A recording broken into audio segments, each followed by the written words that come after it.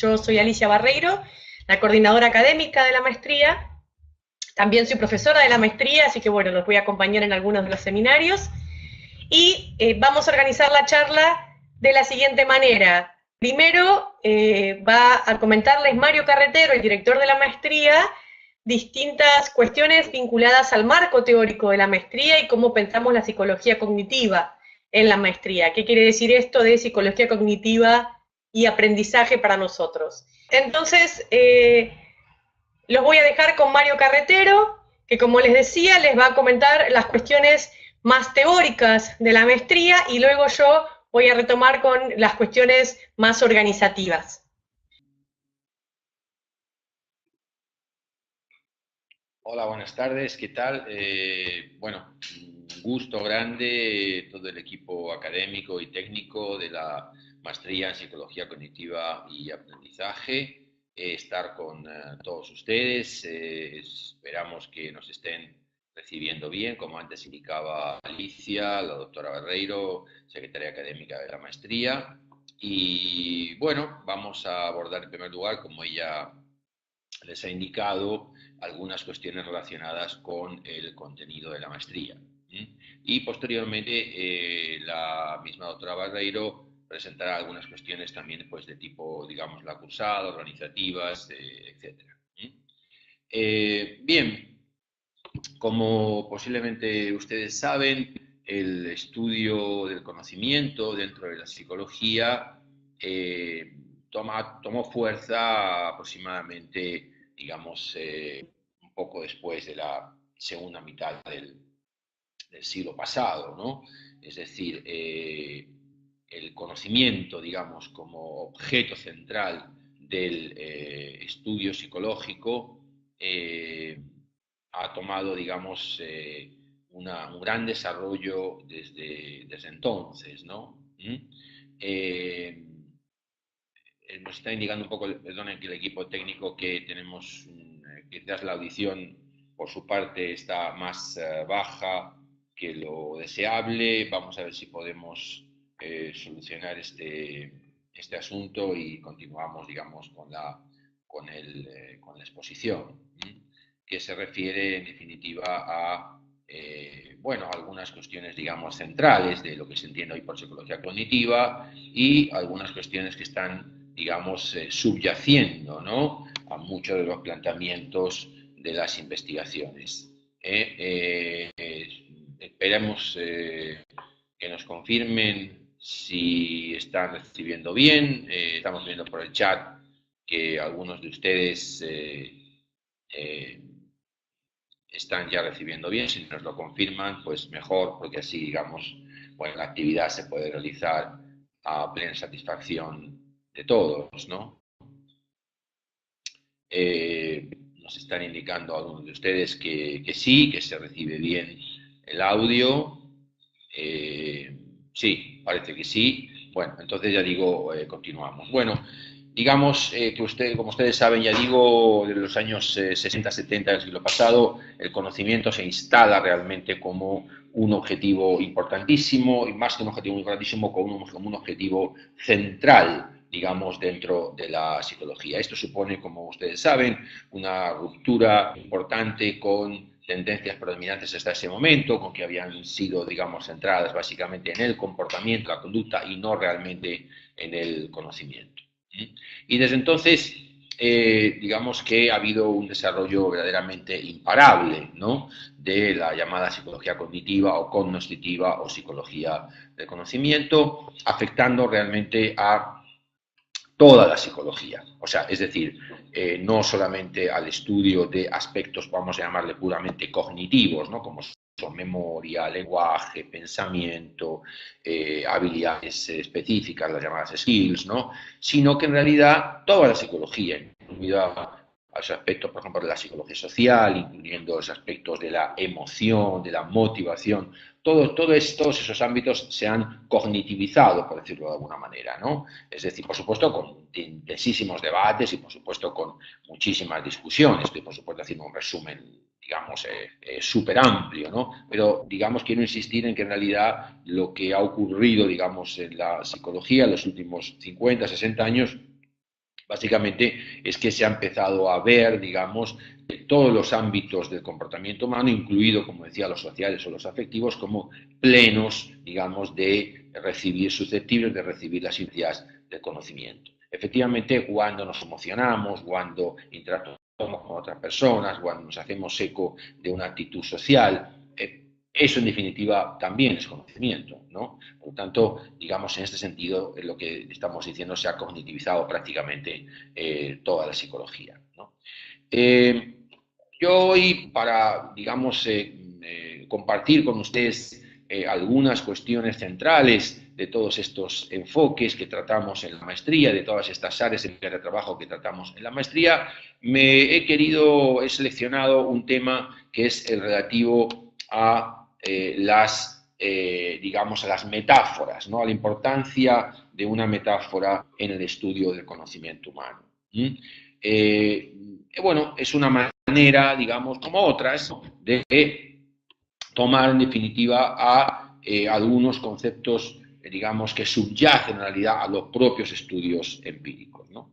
Por tanto, lo primero que me gustaría compartir con ustedes es la idea de que sin metáfora no hay conocimiento, ¿no? Me voy a referir, como van a ir viendo en la diapositiva que tienen ustedes ahí, digamos, a diferentes enfoques ya en nuestro campo, en el campo de la psicología, pero en realidad podríamos referir prácticamente a toda la ciencia, es decir, a la física, a la química, a las ciencias naturales y por supuesto también a las ciencias sociales. Es decir, cualquier enfoque científico tiene, digamos, una gran metáfora, una gran mirada a través de la cual se compara el objeto de estudio con a algún ámbito, digamos, de la realidad.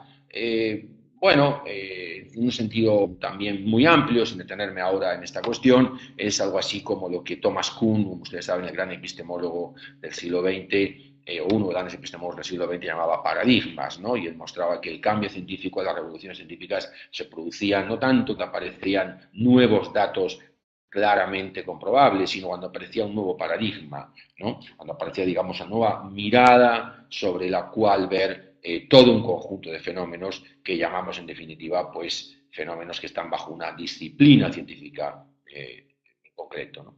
Bueno, una de las metáforas más clásicas dentro de los ámbitos de la psicología es la metáfora del aparato psíquico de Freud, ¿no? Podríamos hablar mucho también de las relaciones entre el psicoanálisis y la psicología cognitiva, unas relaciones que son indiscutibles y que gozan también de mucha controversia, ¿no? Pero que están ahí, que existen. Por ponerles a ustedes un pequeño ejemplo, una de las revistas más importantes y más influyentes en estos momentos en la psicología, Frontiers in Psychology, la tienen ustedes porque es de libre acceso en la web, en inglés solamente, digamos, para desgracia de, digamos, los ámbitos exclusivamente castellano parlantes, pero está en la web, en Frontiers in Psychology, que es una revista, como digo, de uso de dominio público, pero de gran prestigio y de gran calidad académica. Bueno, en sus diferentes apartados, tiene un apartado justamente que son aspectos de la relación entre el psicoanálisis y la psicología cognitiva. Obviamente, un psicoanálisis quizás distinto al que en algunos ámbitos podemos ver, porque estamos mucho más sometidos a discusión, a debate, discusión entre colegas. Por supuesto, Frontiers in Psychology es una revista con referato, ¿no? Un referato muy exigente, ¿no? Pero, digamos, lo que quiero decir en definitiva es que algunas ideas psicoanalíticas también son objeto de los estudios cognitivos, ¿no? Bien, como estaba diciendo entonces, la idea de Freud de ver, en definitiva, todo el comportamiento humano y todas las motivaciones y representaciones del sujeto humano, todos sus impulsos, toda su libido, etcétera, como un gran aparato, en definitiva, como un aparato con diferentes instancias, como si fuera, en definitiva, un aparato físico, ¿no? Bueno, es una gran metáfora, ¿no? Las interacciones entre yo, ello, superyo, las interacciones entre consciente e inconsciente, bueno, son metáforas, digamos, relativamente similares a las hidráulicas, ¿no? A un aparato de carácter hidráulico, pero en definitiva esta es una gran metáfora. El propio Piaget, ¿no? El siguiente punto que tengo ahí señalado, el que he llamado mecanismo del desarrollo cognitivo, es una expresión que yo he tomado de Piaget. Piaget, digamos, antes de constituir el núcleo central, lo que suele llamarse el corazón de su teoría, que básicamente lo podemos cifrar en la publicación de sus libros con Inelder sobre la conservación, los clásicos experimentos de Piaget sobre la conservación de los líquidos, las cantidades, etcétera, pues publica un artículo, en realidad no un libro, sino un artículo que llama así, el mecanismo del desarrollo cognitivo, ¿no? ¿Qué clase de mecanismo es ese? Bueno, ese es un mecanismo que tiene, por decirlo de alguna manera, un ámbito biológico, es decir, se ve la gran metáfora de la mente humana como una metáfora, se ve a la mente humana como un ámbito que está basado en la metáfora biológica, en la metáfora evolucionista, ¿no? Y la idea de asimilación, acomodación tomada del darwinismo y de las ideas evolucionistas son transportadas a la mente humana, ¿no? Y así se ve al sujeto humano desde el bebé hasta la vida adulta y durante toda la vida, bueno, asimilando o acomodando, ese es, digamos, el elemento claramente, digamos, biológico, y luego tenemos un elemento, por decirlo así, vamos a llamarle inclusor o digamos, concatenante, como le queramos llamar, ¿no? Que es siempre un estadio de desarrollo con sus características X que da lugar al siguiente, integrándose al siguiente. Es como una especie de, si ustedes me permiten una metáfora, por decirlo en el lenguaje cotidiano, de las muñecas rusas, ¿no? Es decir, todas las adquisiciones que una persona tiene en un ámbito, en una etapa del desarrollo cognitivo, en el siguiente estadio no es que desaparezcan, se integra, ¿no? Las integra en capacidades mejores, pero están ahí, ¿no? Claramente, como ven ustedes, toda la teoría de Piaget tiene una metáfora, como les digo, de mecanismo, de carácter incrustador o inclusor, y tiene una metáfora de mecanismo biológico, ¿no? Cualquier dispositivo social, ¿no? Si vemos en definitiva a los ámbitos, a los sociólogos, las posiciones clásicas de Bourdieu y de otros sociólogos, se ve en definitiva los fenómenos sociales como fenómenos donde hay, digamos, una gran similitud con los aparatos físicos, ¿no? Es decir, las interacciones sociales son interacciones de conflicto o de contradicción o de enfrentamiento, es decir, como las puede haber en definitiva en los diferentes elementos que componen pues un motor o cualquier, digamos, cualquier aparato físico, eléctrico, etcétera, ¿no? Por lo tanto, quisiera concluir este punto señalando que el hecho de que haya metáforas que tienen que ver con mecanismos no quiere decir que se adopten posiciones mecanicistas, como de hecho me parece que había claramente en las posiciones anteriores al cognitivismo, ¿no? En las posiciones neoconductistas de diferente tipo y, como luego veremos, en ciertas posiciones actuales, desde mi punto de vista, ligadas a una nueva y gran metáfora que tenemos hoy, que es la que de alguna manera está ligada a la neurociencia, de comparar la mente humana con el cerebro, bueno, yo creo que riesgo muy fuerte de mecanicismo. Pero quisiera ahora aclarar que el hecho de que haya una metáfora, digamos, que toma la inspiración en ámbitos de carácter mecánico, no quiere decir necesariamente que haya una posición mecanicista. Bien, dentro de este ámbito, sin duda ninguna, yo creo que una metáfora importantísima y central para el avance en el estudio del conocimiento desde los años 60 hasta hoy, pues es la metáfora de la computadora, ¿no? Es decir, el hecho, digamos, del gran desarrollo de la computadora, que hoy ya no podemos llamarla exclusivamente computadora, como ustedes saben, sino que hoy en realidad le llamaríamos más bien una progresiva, continua e irrefrenable tendencia a la digitalización de toda nuestra experiencia, ¿no? Todo eso surge en definitiva con la gran expansión de las computadoras a partir de los años 60, que como ustedes bien saben, pues empiezan a ser, digamos, grandes aparatos que resuelven problemas, pero que se aplican solamente en empresas, en industrias, en bancos. Progresivamente se diseñan los llamados ordenadores personales o computadoras personales y hoy día prácticamente todo el mundo lleva una pequeña computadora en su bolsillo, que es el celular al que todos estamos unidos y que, como todos sabemos, son, digamos, pequeñas en su tamaño, pero poderosísimas en su capacidad, auténticas prótesis de nuestra mente, ¿no? Es decir, o sea, igual que cuando no vemos bien, nos ponemos unas unas gafas, ¿no? Y sin ellas no podríamos manejarnos de manera, digamos, mínimamente adaptada al medio. Hoy día prácticamente no podríamos manejarnos de manera adaptada al medio si no tuviéramos realmente un celular que se convierte, ya digo, no en algo que procesa datos, no en algo que computa, de ahí viene la palabra computadora, de algo que computa información, sino que en realidad es un auténtico alter ego de nuestra mente, ¿no? O sea, es decir, es digamos, diría Brunner, y tienen ustedes ahí al final de esa transparencia, en una frase, en un concepto realmente genial, casi muchos de los de Brunner, un auténtico espejo de la mente. O sea, estamos hablando en definitiva de que al aparecer la cultura digital hay esta inspiración muy grande en la cognitivización de la psicología e inspirarse, digamos, en la computadora, ¿no?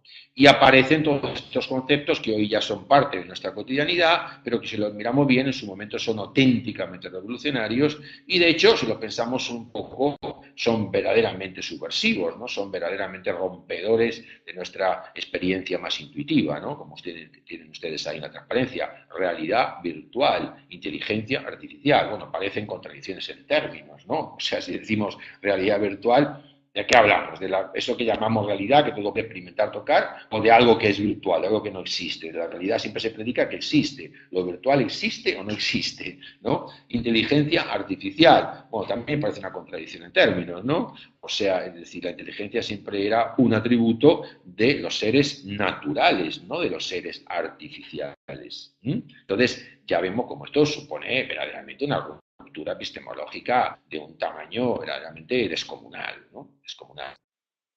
Todo esto, en definitiva, procede de que la computadora, incluso las iniciales, digamos, las primeras de Nick Willis Simon de los años 50, que simplemente estaban horas y horas para resolver un solo problema de ajedrez, pero lograban resolverlo, ¿no? Hasta las modernísimas de hoy, hasta las que manejan los Big Data de hoy, tienen una característica que los hace verdaderamente similares a la mente. Son máquinas multipropósito. Son máquinas multipropósito. O sea, es decir, ¿para qué sirve una computadora? Bueno, para todo o para nada, ¿no? O sea, es decir,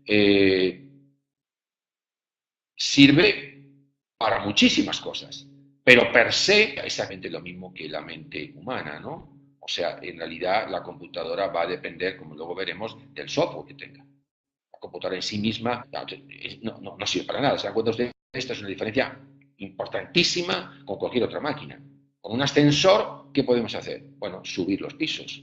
Pero no puedo desatornillar un tornillo, con un cuchillo, ¿qué puedo? Bueno, puedo cortar, pero no puedo subir, ¿no? O sea, las herramientas, hasta la aparición de la computadora, eran progresivamente unipropósito, o de varios propósitos, pero no multipropósito. La computadora es una máquina con la que puedo hacer cualquier cosa, porque en realidad lo que hago es siempre de segundo nivel, de segundo orden, digamos. Lo que hago en realidad es digitalizar otro tipo de experiencia que me permite, digamos, tratarla de una manera cualitativamente distinta. Es decir, exactamente lo mismo que la mente, ¿no? La mente es multipropósito, con ella puedo hacer una infinidad de cosas, de tremendas capacidades, pero puedo también no hacer nada, depende cómo la use, ¿no? Evidentemente, la importancia cultural del uso de la computadora, ¿no? Ha contribuido decisivamente al desarrollo de esta metáfora. Es decir, hace 20, 30 años había unas discusiones tremendas acerca de si era una buena metáfora para la psicología cognitiva.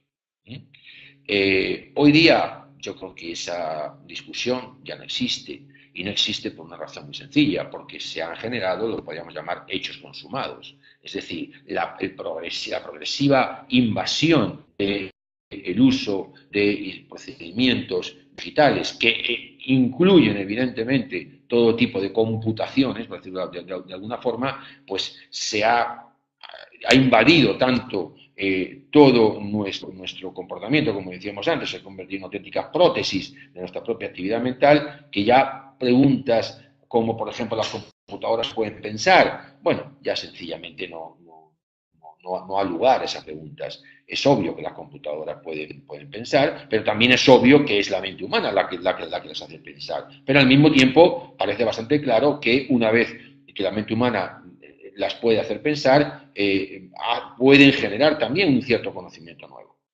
¿Cuál es el fin de todo esto? Bueno, no está nada claro, ¿no? No está nada claro, pero en todo caso parece evidente que es un fin abierto. O sea, parece evidente que esto no está.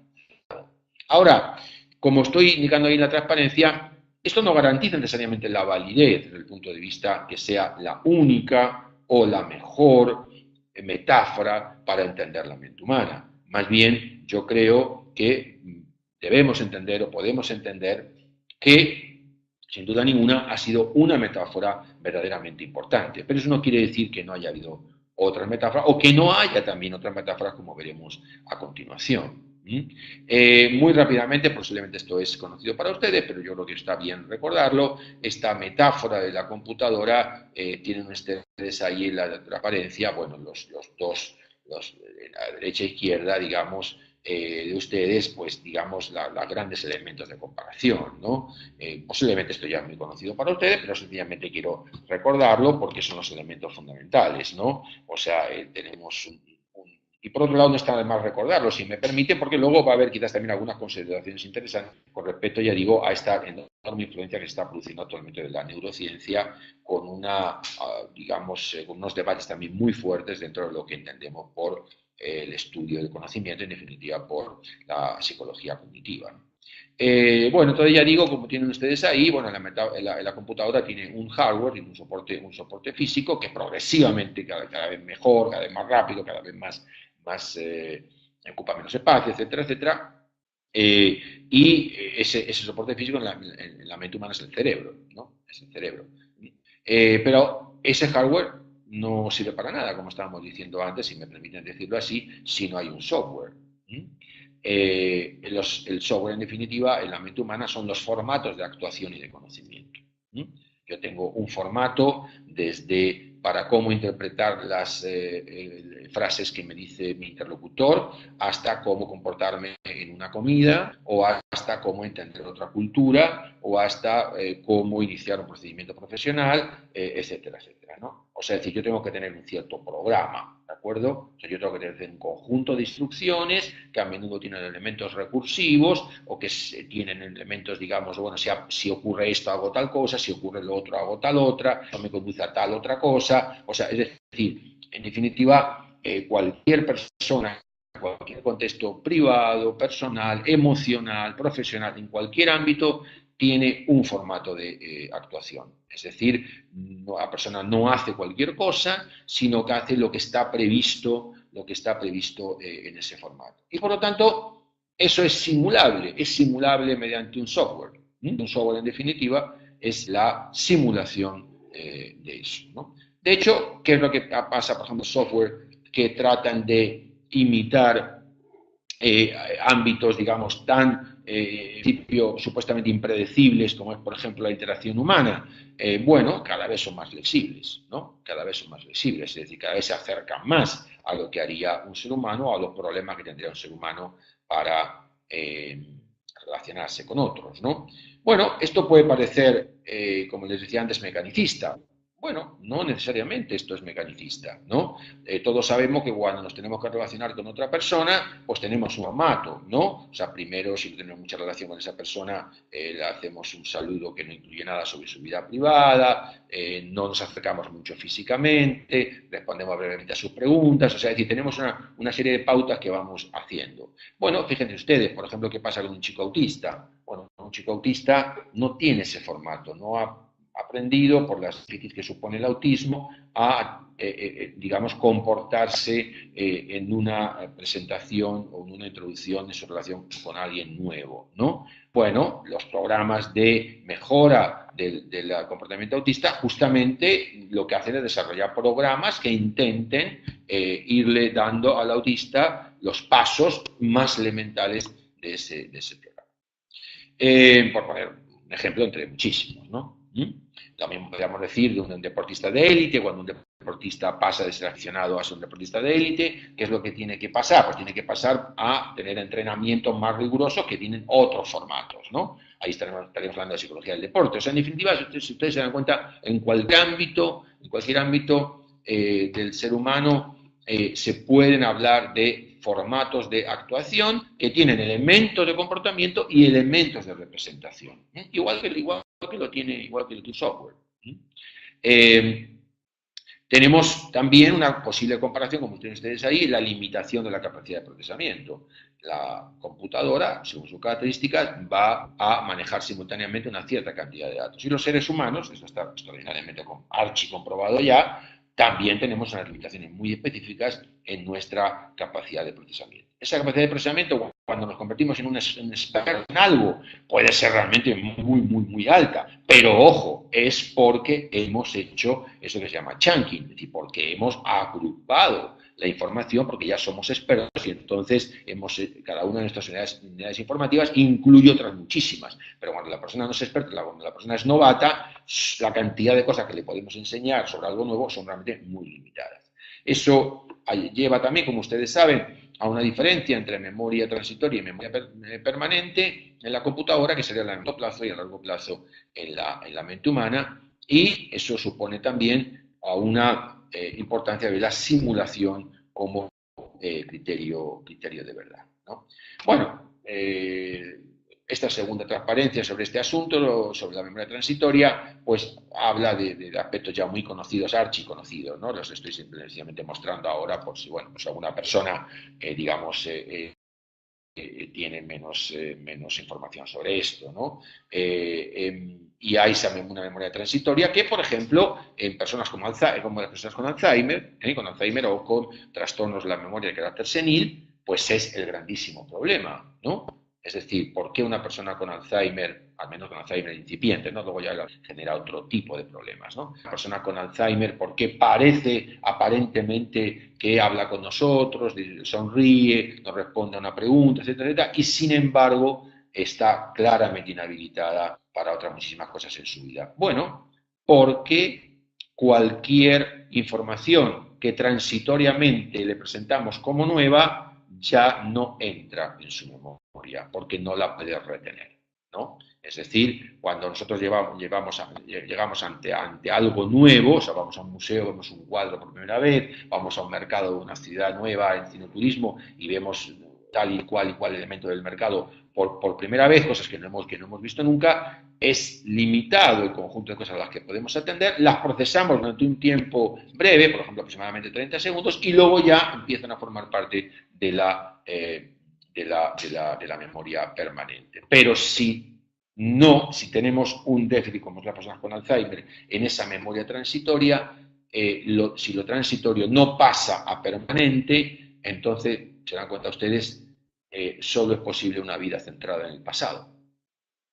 Pero ya no es posible una vida centrada en el futuro, o sea, una vida que incorpore cosas futuras, porque sencillamente el presente es un presente que se desvanece continuamente. El presente no llega a formar parte en ningún caso del pasado. Nosotros a la vuelta de ese viaje que hemos hecho al mercado o de ese mismo y hemos visto ese museo, ya podemos hablar de esas experiencias. La persona que tiene Alzheimer no puede hablar ni siquiera de lo que ocurrió hace 5 minutos, ni 3 minutos. Entonces, porque todo es presente que se desvanece, ¿no? Se desvanece. Entonces, si se dan cuenta ustedes, la metáfora es poderosa, ¿no? La metáfora es poderosa, porque si yo tuviera una computadora que tiene, digamos, pues de alguna manera estropeada la memoria transitoria, pues lo que estaría ocurriendo sería exactamente lo mismo, ¿se dan cuenta? Estaría ocurriendo exactamente lo mismo. O sea que digamos, estoy tratando de compartir con ustedes, digamos, esta idea en definitiva de que tenemos una gran cantidad de aplicaciones, tanto teóricas como prácticas, ¿no? En esta idea de estas dos distinciones de memoria, ¿no? Bueno, algunas, como ven ahí la transparencia, ya se las he mencionado a ustedes, pero incluso, por ejemplo, en el terreno más, por ejemplo, de la psicología del desarrollo, ¿no? Las teorías llamadas neo-piagetianas justamente lo que han hecho ha sido reconsiderar el desarrollo cognitivo como un aumento de la memoria a corto plazo. O sea, el chico que estudiado por Piaget progresivamente va a comprender la realidad de manera más compleja porque puede, digamos, enfrentarse de manera momentánea en el presente a mayor cantidad de elementos de información. En la memoria permanente no es solamente que tiene muchísima capacidad, no es solamente que almacena todo nuestro pasado, no, tiene otras características también, que también en definitiva están de alguna manera inspiradas en el disco rígido, por decirlo de alguna manera, de la computadora, que son las que tienen ustedes ahí, ¿no? La organización. Bueno, por suerte, las computadoras cada vez más tienen sistemas para recuperar los archivos que todos nosotros queremos en determinado momento tener y que no sabemos en qué carpeta los hemos dejado y que estamos auténticamente desesperados porque sabemos en la computadora pero no encontramos dónde está. Bueno, ya digo, cada vez más justamente los sistemas operativos tienen instrucciones cada vez más sencillas y más eficaces para recuperar esos archivos, ¿no? O sea, pero eso no quita, como todos sabemos, que cuanto más organizada esté la información que vamos colocando en nuestra computadora, más fácil es recuperar. Exactamente lo mismo, eso pasa en la memoria permanente de las personas. Es decir, cuanto más organizada esté, más fácil es recuperarlo. Esto, aunque parezca una obviedad, quiere decir que en cualquier ámbito del aprendizaje, de la escuela, de la enseñanza, en todos sus ámbitos, en la mejora, por ejemplo, de las empresas, en fin, en cualquier ámbito, si nosotros estamos tratando de que las personas asimilen nueva información, tenemos que proveerles a su vez de sistemas de organización. Por lo tanto, no es solo importante darles X o mucha información, sino dársela organizada y hacer que ellos la puedan trabajar con criterios de organización. Tenemos una capacidad ilimitada, es decir, realmente es inmensísimo lo que se puede tener en nuestra memoria. De hecho, en general las investigaciones muestran que es muchísimo más de lo que pensamos, y de ahí viene, como estamos diciendo, la importancia realmente de las bases de datos, del aprendizaje significativo, de los mapas conceptuales. Es decir, todo esto son ideas, en definitiva, que proceden, en definitiva, de esta metáfora. No voy a insistir ahora en ello, digo, porque creo que son cosas que me imagino conocido para muchos de ustedes. Frente a esto, yo creo que es interesante tener en cuenta que ha habido investigadores muy importantes, señeros en nuestra disciplina, como por ejemplo Brunner, que ha hablado también de la narración como gran metáfora, ¿no? La narración como gran metáfora. Y esto me parece muy importante. ¿Por qué? Porque no está inhabilitando necesariamente la importancia de la metáfora de la computadora, pero sí está haciendo algo, yo creo, muy interesante, que es añadir otra metáfora, o sea, hacer ver cómo hay otras metáforas que también aportan elementos muy interesantes y muy útiles para entender aspectos de la mente humana que no están, digamos, comprendidos suficientemente por la metáfora de la computadora. Una de estas grandes metáforas, sin duda ninguna, es la narración o la narratividad.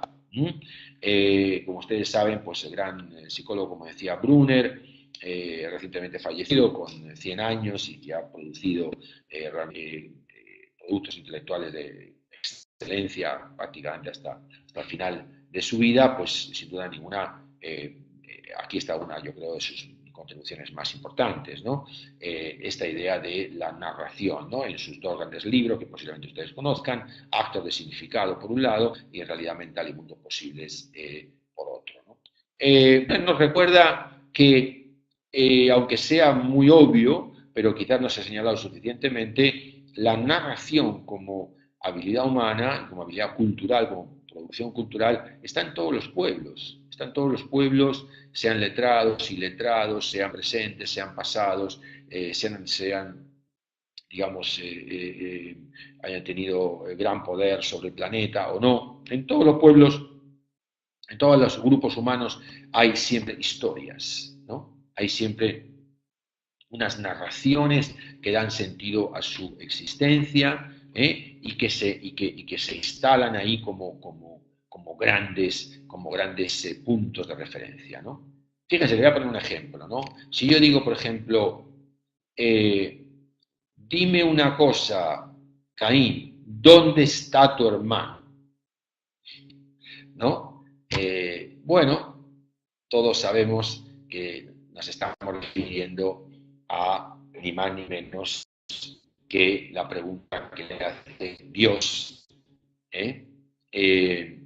a una persona llamada Caín acerca de un hermano llamado Abel, y se está refiriendo a la rivalidad entre ellos dos, y se está refiriendo en definitiva a el núcleo en definitiva de los enfrentamientos, de las luchas, en todas las sociedades humanas, ¿no? Eso es reconocido por todos nosotros, en todo alguien como yo, por ejemplo, ahora pronuncia esa frase, porque eso está en la Biblia, que es, digamos, el eje de nuestra cultura judeocristiana, de la mayoría de las sociedades occidentales. Pero fíjense de qué estamos hablando, ¿no? Estamos hablando de una frasecita, digamos, de una frasecita que pronuncia un ser supuestamente superior, como podría pronunciar otras muchas, ¿no? O sea, yo le podría hablar a ustedes del cuento de Caperucita Roja, o yo le podría hablar a ustedes de otras muchísimas narraciones, pero sin embargo, esa que yo he dicho se ha convertido durante mucho tiempo en una, digamos, en un desafío para criticar, digamos, la existencia de violencia, de guerra, de enfrentamientos, y convocar, digamos, a la desaparición de los mismos, ¿no? O sea, nos damos cuenta que un cuentito, por más que, digamos, eso esté o no inspirado, en este caso, por un ser superior llamado Dios, se constituye, en definitiva, en el eje, bueno, fijémonos, ¿no?, de comunidades en todo el planeta que llegan a ser ni más ni menos que la civilización occidental, ¿no? Por lo tanto, y eso era una narración, se dan cuenta ustedes, eso es exclusivamente una narración. Una narración, repito, como podría haber otras muchas. Y eso no tenía nada que ver ni con que el pueblo fuera letrado, ni fuera rico, ni fuera pobre, ni tuviera desarrollo tecnológico, ni dejara de tenerlo. Eso es sencillamente, digamos, algo que está ahí y que marca, en definitiva, toda una manera de ver el mundo. En segundo lugar, como tienen ustedes ahí, tiene lugar durante toda la ontogénesis, realmente durante toda la ontogénesis. O sea, un niño ya a los poquitos meses está diciendo que quiere la leche a su mamá, y a partir de que dice que quiere la leche a su mamá le va a contar una canción o un cuentito de lo que fuera, de alguien que tenía un nene y que quería una leche, o sea, es decir, o sea, el nene, en cuanto va a juntar dos o tres palabras, va a generar pequeñas historias, y su mamá, a su vez, le va a ir, digamos, instruyendo en la vida con sucesivas historias, ¿no? Por tanto, es independiente, como lo estamos diciendo, de la escritura, y no solo de la escritura, sino de otros ámbitos culturales. Muy posiblemente los hombres prehistóricos claramente tenían historias y se desarrollaban en torno a esa historia. Es decir, toda su vida era incomprensible para entender para ellos mismos y para los demás si no entendían las historias de las que estaban rodeados, ¿no? Entonces, esto, sin duda ninguna, como nos recuerda Brunner, aunque haya sido, entre comillas, pasado por alto por una parte importante de la psicología en cuanto a la importancia que tiene, pues nos habla de la narración verdaderamente como una capacidad auténticamente universal. Y si es algo auténticamente universal, como está diciendo Brunner, ¿cómo no le vamos a prestar atención? ¿Cómo no nos vamos a fijar en que esa narración se constituye en una gran metáfora acerca de cómo el ser humano desarrolla su mente? Bueno, yo creo que aquí voy a ir terminando. Me parece interesante ver cómo hay esta contraposición de metáforas que en definitiva subyacen a diferentes enfoques, ¿no? Y por último, no me quiero extender más, pero sí quiero citarlo porque hoy día, sin duda ninguna, es uno de los grandes desarrollos de los estudios cognitivos, es todas las aportaciones que hace la neurociencia. La neurociencia, en definitiva, lo que hace es basar, digamos, la idea de comprender el conocimiento humano haciendo una gran comparación entre mente y cerebro. entre la mente y cerebro. Bueno, yo creo que esto sin duda ninguna está teniendo aspectos, en mi opinión, positivos y otros quizás no tan positivos que quiero mencionar. Positivos porque sin duda ninguna la neurociencia, como se ve, luego la doctora Barreiro va a hablar de los contenidos de nuestra maestría, la neurociencia, que tenemos algunas materias vinculadas a estas cuestiones, la neurociencia sin duda ninguna está haciendo grandes descubrimientos en los últimos años, ¿no? Acerca de los hemisferios cerebrales, acerca de las habilidades específicas cuando se lee, cuando se escribe. O sea, yo creo que hay grandísimos descubrimientos en todo el mundo que sin duda ninguna son mucho mejores de los que teníamos hace 10, 15, 20 años. Pero al mismo tiempo me parece que hay toda una discusión muy interesante, ya digo, y muy por hacer, y que sin duda ninguna le dedicamos sobre esto tiempo en nuestra maestría. Hace un par de años hicimos una mesa redonda sobre una perspectiva crítica sobre la neurociencia, que es una posibilidad de, no digo que se dé en toda la neurociencia, pero creo que se da algunas veces en algunos autores de neurociencia, ¿no? De un cierto reduccionismo, o sea, de pensar que la mente es el cerebro. Y en esto sí estamos, por lo menos, digamos, el cuerpo académico que dirige la maestría, sí estamos un tanto en contra, ¿no? Porque nos parece que lo interesante es hablar del cerebro como una metáfora, ¿de acuerdo? Pero igual que el cerebro no es una computadora, igual que el cerebro no es una narración, ¿de acuerdo? El cerebro no parece que tampoco tiene sentido, perdón, que la mente no es una computadora, perdón por el lapsus, que la mente no es una computadora, que la mente no es una narración, tampoco creemos que tenga sentido pensar que la mente sea el cerebro. Lo que creemos que tiene sentido y que ilumina o puede iluminar el avance en nuestra estudiar cómo se relaciona mente y cerebro, pero no reducir de una manera, nos parece un tanto mecanicista, la mente al cerebro, porque nos parece que son niveles de explicación diferentes. Bueno, estas, entre otras muchas cuestiones, son las que tratamos en nuestra maestría, que esperemos que sean, digamos, de interés para ustedes en estos momentos o en algún otro. Y bueno, les doy la palabra a la doctora Barreiro, que hablará pues de las materias, bueno, cómo se cursa, los contenidos, en fin, y otras muchas cuestiones. Muy bien, hasta pronto y espero que haya sido interesante y seguiremos haciendo este tipo de actividades en el futuro. Hola a todos, muchas gracias Mario. Bueno, comenzamos entonces a hablar un poco de las cuestiones más organizativas de la maestría. Como les comentaba Mario Carretero, la maestría sigue, o los seminarios que componen la maestría, siguen una orientación que entiende la psicología cognitiva en un sentido amplio.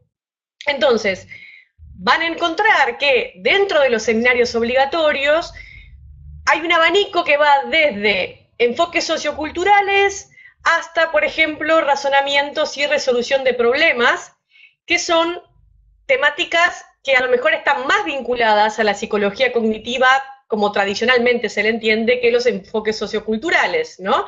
En ese sentido, nosotros entendemos, como decía Mario Carretero, a la psicología cognitiva como un gran abanico de teorías que se han expandido y que han desarrollado diferentes cuerpos teóricos, diferentes también metodologías.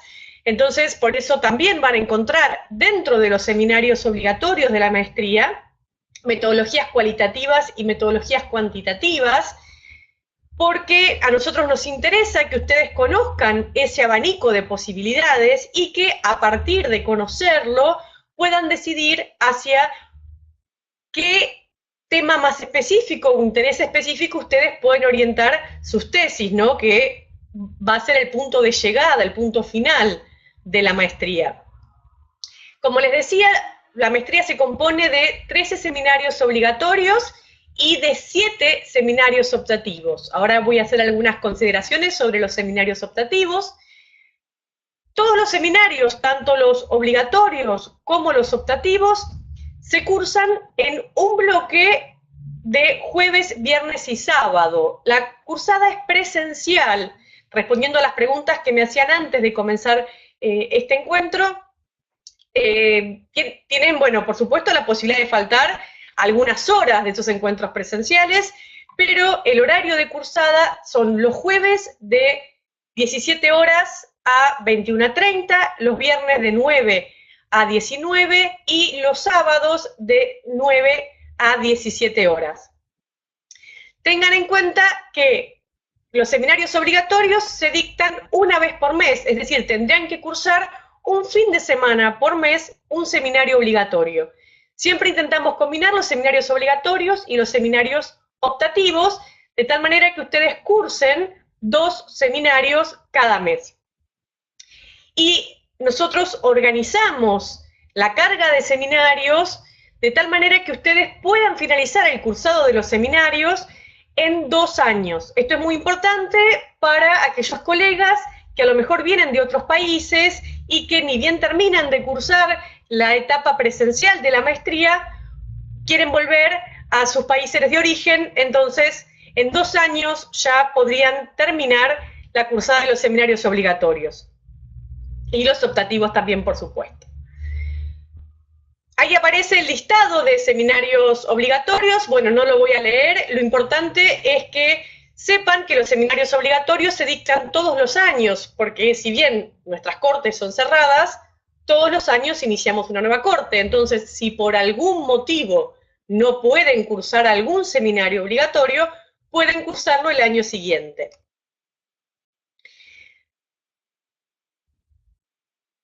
Con respecto a los seminarios optativos, ustedes tienen que aprobar 7 seminarios optativos. El listado que aparece en la filmina son los seminarios optativos que ofrecemos en el 2018.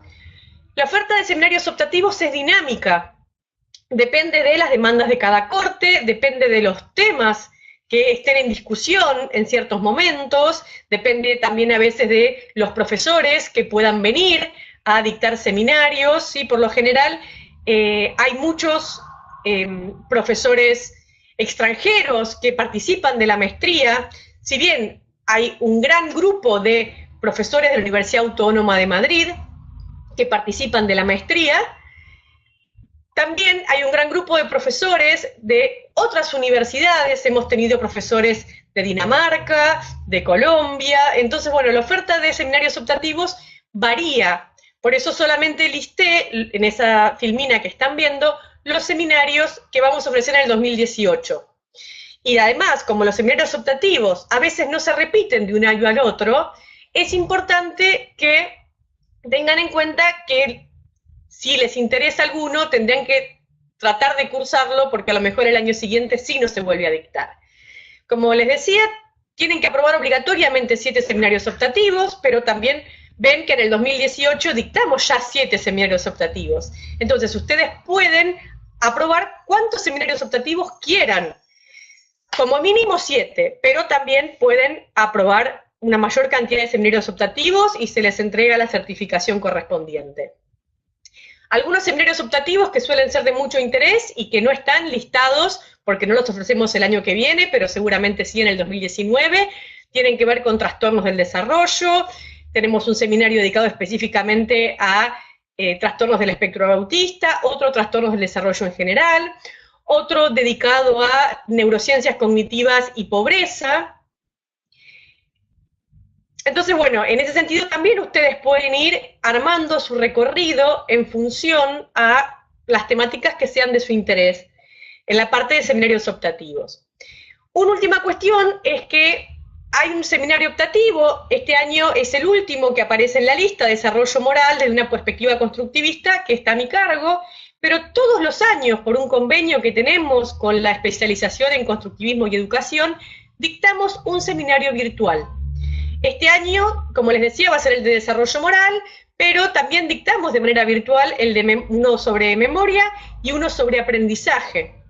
Por lo tanto, para los colegas que son de otros países, también es una manera de, si les quedó algún seminario optativo pendiente, poder cursarlos a la distancia. Esos 3 seminarios son los únicos que no se cursan de manera presencial.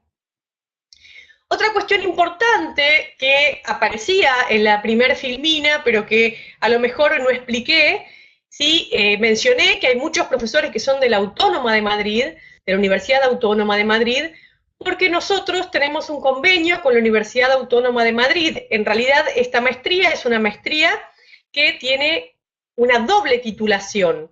Cuando ustedes finalicen, entreguen su tesis y la tesis sea aprobada, van a recibir un título por Flaxo Argentina y otro título por la Universidad Autónoma de Madrid. Serían magíster en Psicología Cognitiva y Educación, tanto por Flaxo Argentina como por la Universidad Autónoma de Madrid. Y por eso les comentaba que tenemos un intercambio muy fluido con profesores de la Universidad Autónoma de Madrid, y también está la posibilidad de que realicen alguna estancia en la Universidad Autónoma de Madrid en caso de estar interesados en hacerla.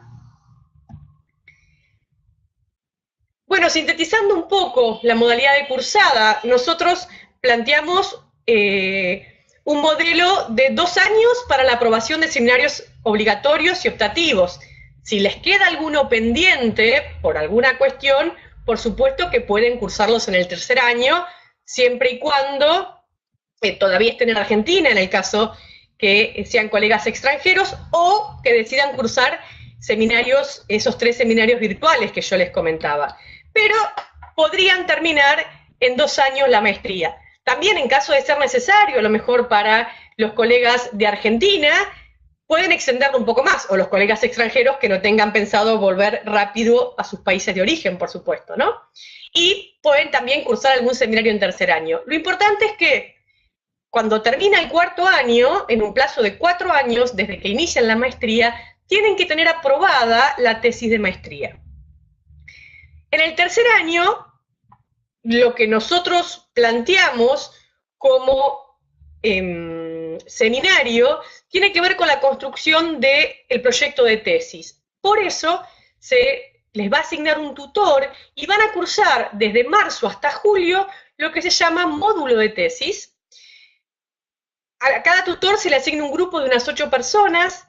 Los tutores son todos investigadores, expertos en metodología de la investigación, y tienen como objetivo principal guiarlos en la elaboración del proyecto de tesis, acompañarlos en su vinculación con los posibles directores de tesis, y como les decía, esto es un proceso muy personalizado, de tal manera que incluso puede ocurrir que no necesiten 6 meses para armar su proyecto de tesis, que terminen un poco antes. Todo depende de cuánto hayan logrado construir en los 2 años previos también, ¿no? A veces ya consiguen director o se ponen en contacto con un director antes, entonces llegan al 3er año con cuestiones más armadas y más organizadas. Este módulo de tesis se puede cursar de manera virtual. También es la posibilidad que tienen, en este caso, de no tener que estar presencialmente. O sea que las actividades obligatoriamente presenciales podrían sintetizarlas entre 1.º y 2.º año. Luego, en 4.º año, tienen que entregar la tesis. La tesis de maestría se defiende de manera oral. Si bien se presenta un escrito, luego hay una defensa oral. Para los colegas extranjeros o que no residan en Buenos Aires, siendo de Argentina, esa defensa oral la pueden realizar de manera virtual, no hace falta que viajen a Buenos Aires para realizarla. Y como les decía, digamos, la tesis es un escrito. Ese escrito se basa en una investigación. Esta maestría es una maestría que se denomina como académica porque tiene una pata fuerte en la formación en investigación, ¿sí? Además de contribuir mucho a herramientas para intervención en procesos de aprendizaje y en la comprensión de los procesos cognitivos y psicológicos básicos, también tiene un eje muy fuerte en la formación de los maestrandos como investigadores. Acompañamos mucho en ese proceso, sabemos que a lo mejor hay muchos de los colegas que no tienen experiencia previa en realización de investigaciones, si la tienen mejor, por supuesto, pero nosotros trabajamos considerando que no todos cuentan con esa experiencia, por eso ya desde finales del 1.er año vamos acompañando la construcción de ese proyecto de tesis, y la tesis de maestría tiene que ser entonces una investigación. Aconsejamos que sea una investigación empírica acotada, pequeña, no es una tesis doctoral. los guiamos mucho para que esa investigación sea relevante, pero también viable, pequeña, porque a lo mejor si quieren hacer algo muy ambicioso como tesis de maestría, o sea, tienen que pensarla como un primer paso en la investigación, no como el punto de llegada de una investigación, ¿no? Y les decía que tienen dos modalidades de tesis. Una modalidad que es la modalidad que podríamos considerar como tradicional, que es un escrito de unas 100 o 200 páginas, donde se plantea una introducción, una serie de capítulos teóricos, metodología, resultados y conclusiones de esos resultados. Otra modalidad es algo más novedoso, por lo menos en el ámbito argentino, es algo que sí se está utilizando en Europa y que se utiliza en los doctorados de la Universidad Autónoma de Madrid, que es una modalidad de tesis basada en artículos o papers. Esta modalidad de tesis está pensado para los colegas que tienen alguna experiencia en investigación, que ya están vinculados con grupos de investigación cuando inician la maestría. ¿Por qué? Porque cuando uno envía un artículo a una revista para que se publique, tarda mucho tiempo. Entonces, si recién en el cuarto año empiezan a enviar artículos para su publicación, no van a poder defender la tesis en el tiempo previsto y van a perder la regularidad. Entonces, para aquellos que desde el momento en el que ingresan saben qué es lo que van a investigar, están decididos, tienen un director, pueden pensar en realizar esta modalidad de tesis, que la denominamos tipo 2, que está constituida por una introducción, 2 artículos o un capítulo de libro de una editorial reconocida o de un grupo de investigación, y unas conclusiones que articulen esos 2 artículos que dan cuenta del desarrollo del proyecto de tesis. Como les decía antes, también esta tesis tiene que estar dirigida por alguien que tenga un título de magíster superior y que además cuente con experiencia en investigación, porque se trata de la realización de una investigación de tipo empírico preferentemente. Autorizamos investigaciones de tipo teóricas, no es que no autoricemos esas investigaciones, pero a veces, y esto es importante que quede muy claro, ¿no?